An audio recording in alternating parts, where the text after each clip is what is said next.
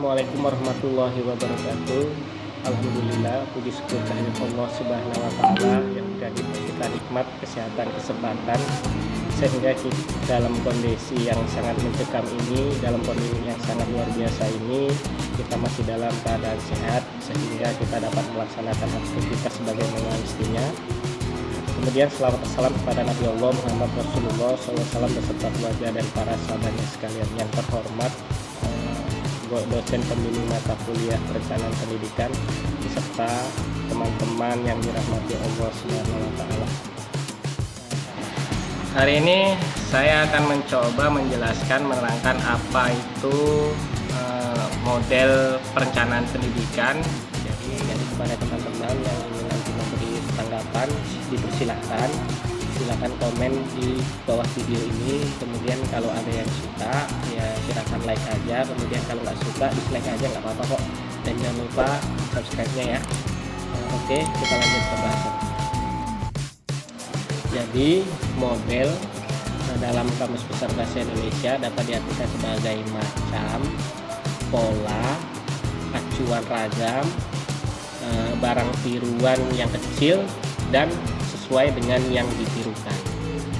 Jadi dalam model perencanaan pendidikan dapat diartikan sebagai contoh atau acuan yang digunakan dalam penyusunan suatu atau sebuah perencanaan.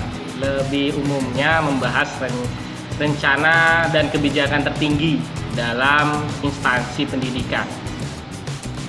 Dalam dunia pendidikan, model perencanaan pendidikan itu sangatlah dibutuhkan agar berjalannya suatu pendidikan itu dapat tertata dengan baik, di mana standar biayanya, bagaimana strategi pembelajarannya, bagaimana nanti pendidikannya itu berjalan itu dapat terencana dengan baik. Maka dari itu ada beberapa model-model perencanaan pendidikan yang akan kita bahas satu persatu berikut pembahasannya.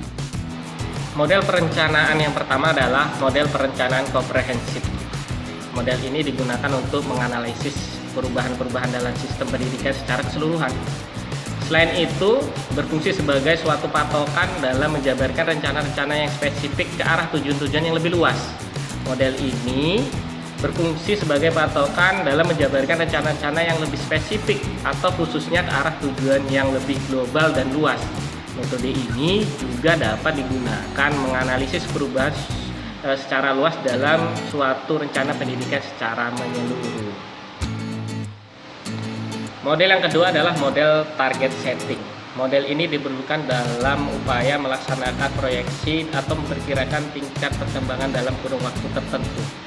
Dalam persiapannya, dikenal model untuk analisis demografis dan proyeksi penduduk, model untuk proyeksi jumlah siswa yang terdaftar di dalam sekolah, dan model yang diproyeksi kebutuhan tenaga kerja.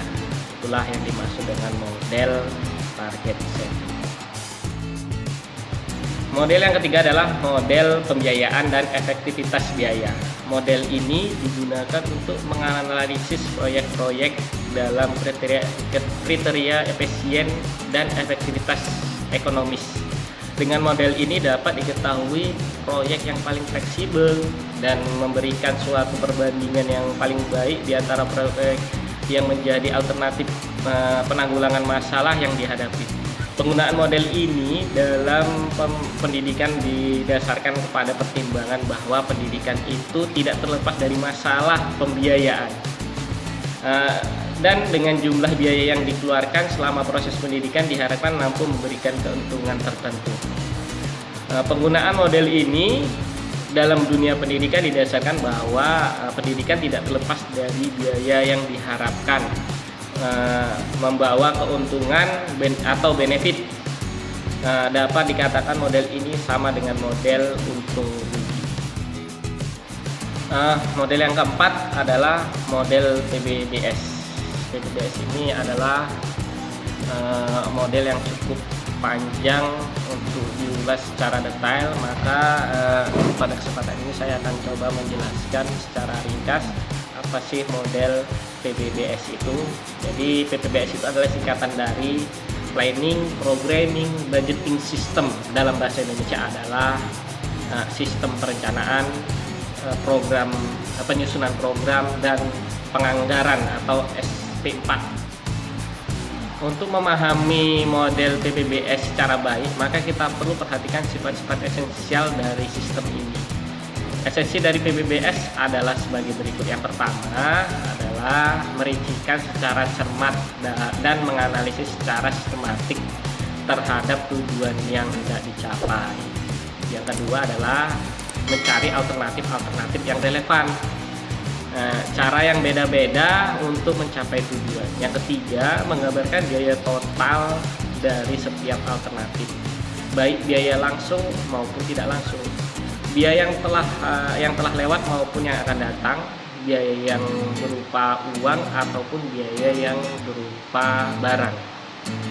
Yang keempat adalah memberikan gambaran tentang aktivitas setiap alternatif dan bagaimana alternatif itu mencapai tujuan.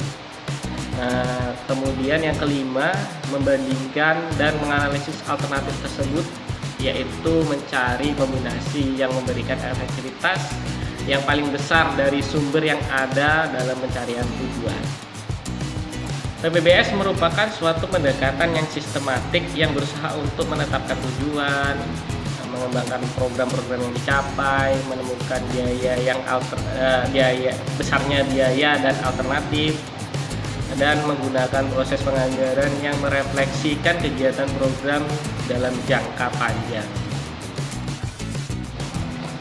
Jadi sebagai kesimpulan dari penjabaran saya tadi, bahwasanya model pembelajaran pendidikan dapat diartikan sebagai contoh atau acuan yang digunakan dalam penyusunan suatu rencana. Lebih umumnya membahas rencana kebijakan tertinggi dalam instansi pendidikan.